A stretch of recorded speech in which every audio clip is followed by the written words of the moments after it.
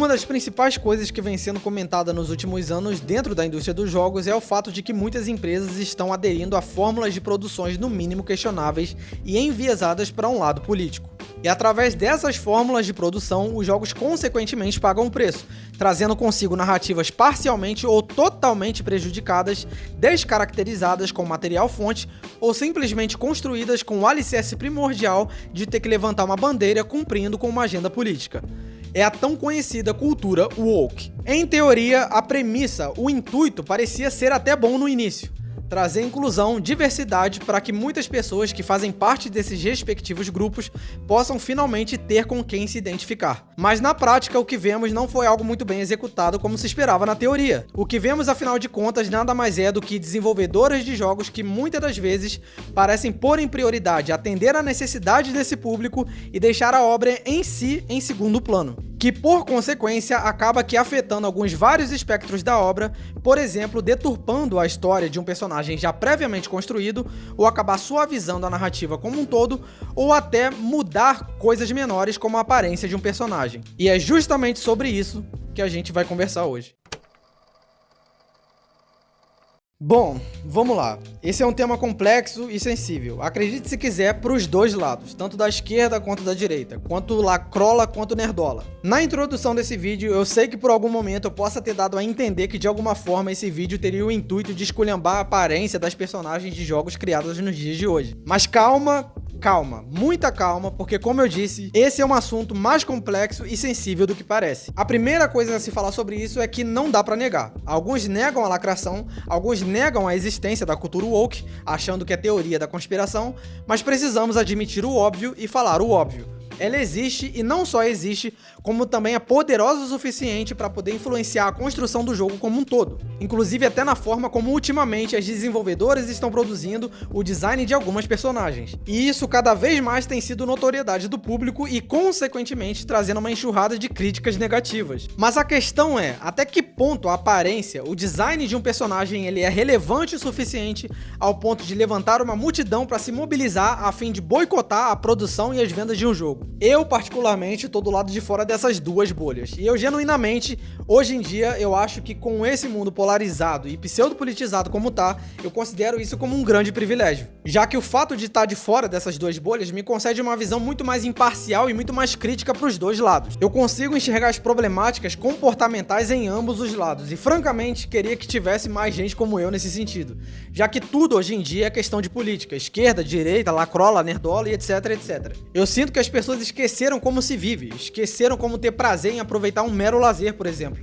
Às vezes tudo isso eu acho que é um saco, tá ligado? Às vezes não, na verdade sempre é. Enfim, justamente por estar do lado de fora dessas duas bolhas, eu consigo também parcialmente entender cada um dos lados. Mas confesso que nesse caso eu tenho uma maior concordância com os nerdolas. Mas é uma concordância bem parcial, ela tem um limite. Primeiramente, eu consigo enxergar que sim, as características das personagens femininas, elas mudaram muito comparado ao que era no passado. Antigamente muitas personagens eram bem corpudas, visavam ser um símbolo sexual que servia muitas das vezes para homens vislumbrarem. Isso porque, como já sabemos, a maior parte do público gamer são homens. Então era uma estratégia natural das empresas visar atender à necessidade estética desse mesmo público masculino. Mas aí é que tá. Como eu acabei de dizer, isso não passa de uma mera e simples estratégia comercial, que, diga-se de passagem, funcionava bastante, chamava atenção, comentavam muito sobre isso.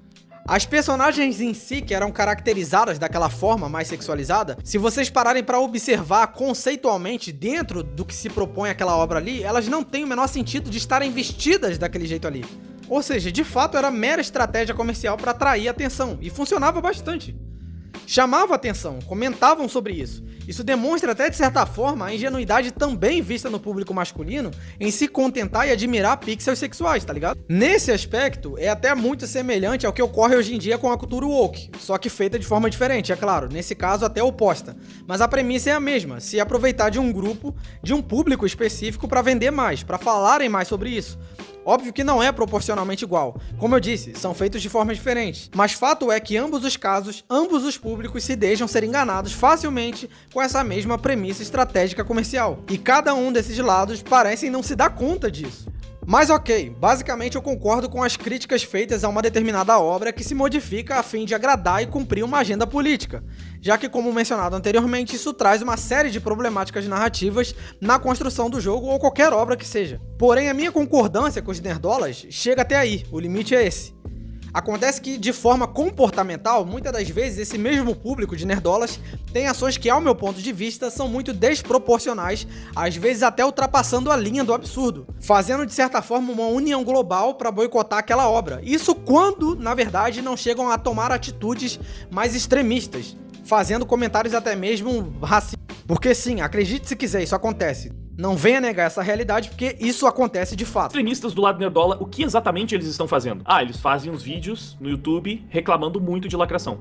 Esses são os extremistas. Qual que é o mais extremo que um nerdola fez até hoje? Falar num tom meio de brincadeira ali que o raio do Godzilla era rosa porque era lacração, é isso? Nossa, eles são tão extremistas que eles estão vendo lacração até no raio rosa do Godzilla. Mas enfim, isso pra mim ultrapassa a linha do absurdo pelo seguinte motivo. Na minha concepção, é triste como o mundo vem se tornando cada vez mais raso. Isso de forma ampla e geral, não se limita só aos nerdolas ou lacrolas.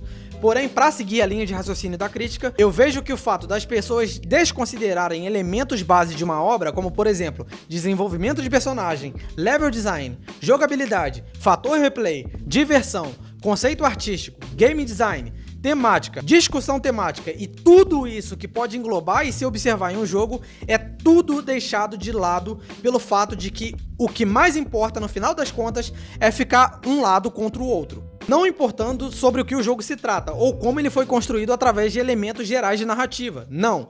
O que mais importa hoje em dia, no final das contas, é se o jogo vai ter ou não uma mulher careca, um homossexual, ou se a personagem vai ter ou não uma beleza radiante para suprir a necessidade de uma carência sexual que é tão forte que até os pixels são afetados nessa história. Mas, cristalinamente, existe sim também o outro lado da carência. Existe a carência do público, do grupo da esquerda, que muitas das vezes demonstram que desligam o cérebro sem exercitar também o pensamento crítico, simplesmente aceitando qualquer coisa que tenha qualquer inserção de um grupo minoritário, porque supre a carência desse grupo de ser notado, supre a carência desse grupo de fazer parte de um subgrupo dentro desse grupo. O mundo, infelizmente, está assim, em ambos os lados.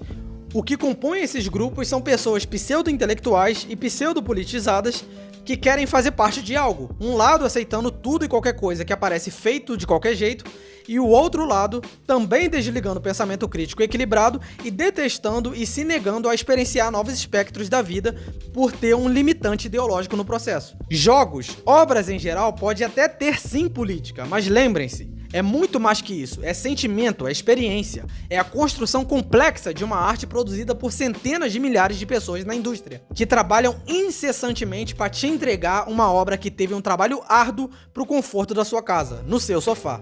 Cuba, Rússia, Venezuela, por exemplo, são países que têm políticas desastrosas, mas um país ele não pode de forma alguma ser resumido à sua política, e sim ser visto pela composição da sua nação. Mas enfim, o vídeo foi esse. Eu quero saber o que você acha, o que você pensa, como você enxerga essa situação. Você concorda, discorda do que eu falei? Vamos ter um debate aí saudável nos comentários, por favor. Inclusive, não se esqueçam aí de conferir os outros vídeos aqui no canal. Enfim, dito isso, valeu rapaziada, falou e fui. Até a próxima.